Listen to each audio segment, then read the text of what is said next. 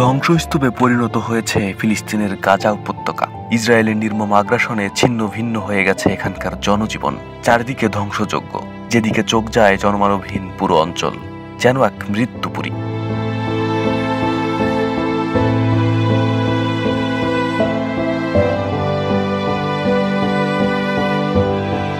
আর এর মাঝখানে ক্ষুধার্ত শিশুদের অসহায় দিন যাপন, তাদের ভবিষ্যৎ আজ অন্ধকারে ঢাকা। বর্তমানে খাবার, পানি কিংবা আশ্রয়ের জন্য চলছে তাদের লড়াই।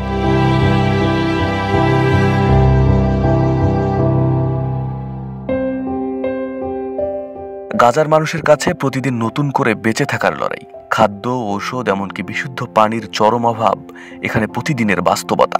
এমন পরিস্থিতিতে শিশুদের মৃত্যুর হার বাড়ছে আশঙ্কাজনকভাবে।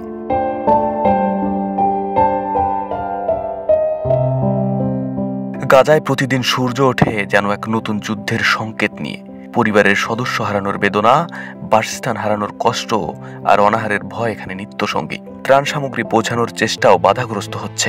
আন্তর্জাতিক সম্প্রদায়ের সাহায্যের হাতও এখানে যেন দিন দিন ছোট হয়ে আসছে।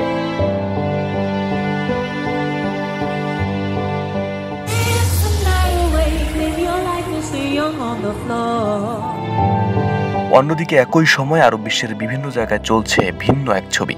রাজকীয় পার্টি, নাচ গান, বিলাসবহুল গাড়ি প্রদর্শন, দামি খাবারের আয়োজন, এমনকি ইসলামের সাথে সাংঘর্ষিক পশ্চিমা সংস্কৃতি উদযাপন। এ যেন একদম ভিন্ন এক পৃথিবী। মধ্যপ্রাচ্যের এই বিলাসিতার সাথে গাজার সংকটের কোনো মিল নেই, অথচ একসময় এই অঞ্চলগুলোই ছিল সংহতি ও সহযোগিতার প্রতীক।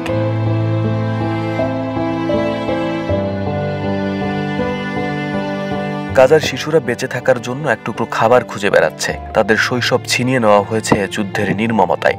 আর আরব বিশ্বের একাংশ সেই সংকট ভুলে যেন নিজস্ব সুখের ঘেরাটোপে আবদ্ধ।